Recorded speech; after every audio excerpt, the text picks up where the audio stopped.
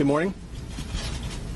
We're here today to announce 3 separate cases highlighting the ongoing threat posed by Chinese economic espionage and research theft in the United States. First, the arrest today of a Harvard University professor for lying about his participation in a Chinese foreign recruitment program. Second, this morning we have unsealed a separate indictment of a Chinese national working as a scientific researcher at Boston University who failed to mention on her visa application that she is also a lieutenant with the People's Liberation Army. Finally, this office has indicted another Chinese national for trying to smuggle vials of biological material out of the United States to China and lying about it to federal investigators. That defendant, whose entry to the United States had been sponsored by Harvard University, was a cancer researcher at a lab at the Beth Israel Deaconess Medical Center.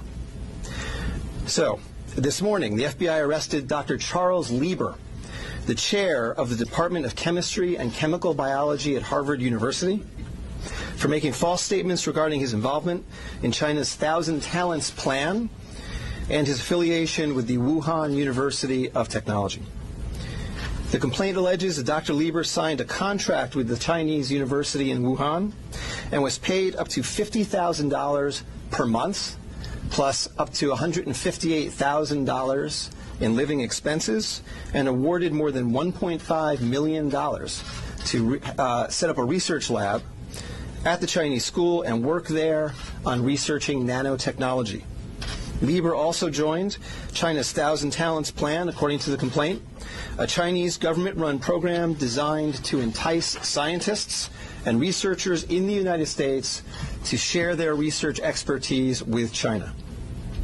At the same time, Dr. Lieber was receiving U.S. grant funds from the Department of Defense and the National Institutes of Health. National Institutes of Health spends up to $39 million a year funding medical research in the United States. Those programs required Dr. Lieber to disclose if he was working with, including receiving funding from, any foreign power.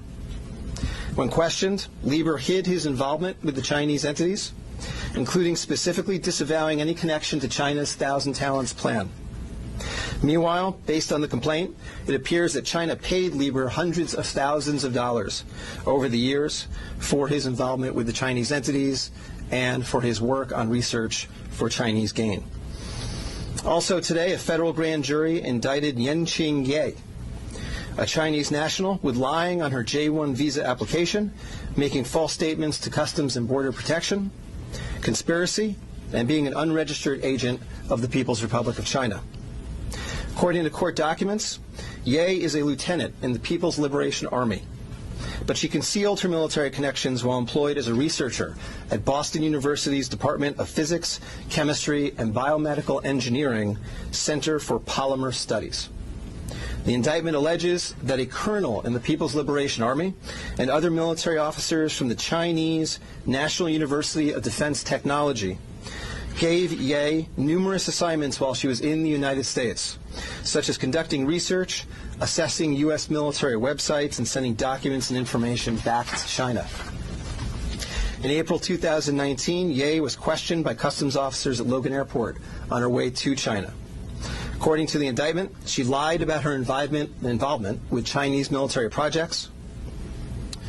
A border search of her electronic devices showed that Ye had compiled information for the People's Liberation Army about 2 U.S. residents with expertise in robotics and computer science.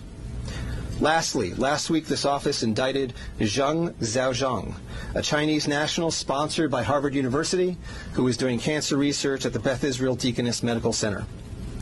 Zheng was charged with attempting to smuggle to Beijing vials of biological material, along with other research materials that he had stolen from the lab at the Beth Israel, where Zheng was working on cancer cell research. Before he boarded his flight, customs officers discovered 21 vials of biological material in a sock in his baggage. When confronted by the officers, Zheng initially lied and said he was not traveling with any biological or research materials. Chemistry, nanotechnology, polymer studies, robotics, computer science, biomedical research. This is not an accident or a coincidence. This is a small sample of China's ongoing campaign to siphon off American technology and know-how for Chinese gain. Recently, Attorney General Barr referred to China as this country's primary rival. Similarly, FBI Director Chris Wray recently told Congress that right now there is no country that poses a greater counterintelligence threat to the United States than China. Through the use of not only traditional intelligence officers, but academics, researchers, its own private citizens, China is engaged in a massive, long-term campaign to steal U.S. research and technology for its own uses. As demonstrated by these cases, on the academic side, the Chinese government uses partnerships and exchanges with U.S. schools and research institutions to access cutting-edge research and equipment. Obviously, most visiting Chinese academics and researchers are here to work in good faith in U.S. institutions, but some of them are not. Some number have been incentivized by the Chinese government, either through the use of money or other means, to gather U.S. research and smuggle it back to China.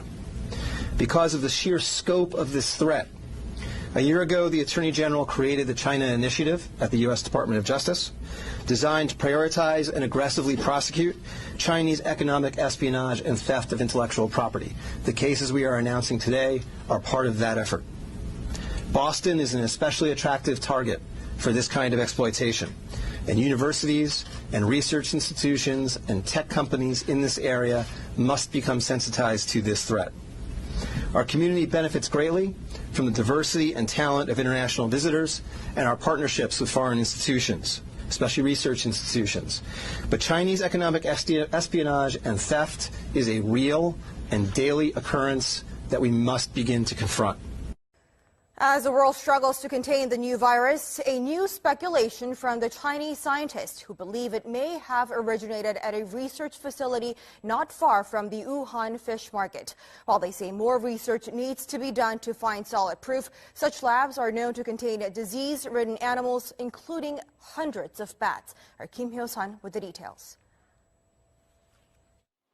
Amid the continued spread of the COVID-19 virus, there's rising speculation the virus could have originated from a government laboratory in Wuhan, rather than the widely held belief that it emerged from the city's Huanan seafood markets. Citing a report published by Chinese scientists, a Chinese-language newspaper published in Hong Kong, Mingpao, and the British daily The Mirror, explained Sunday that the Wuhan Center for Disease Control, or WHCDC, could have spawned the contagion in Hubei province.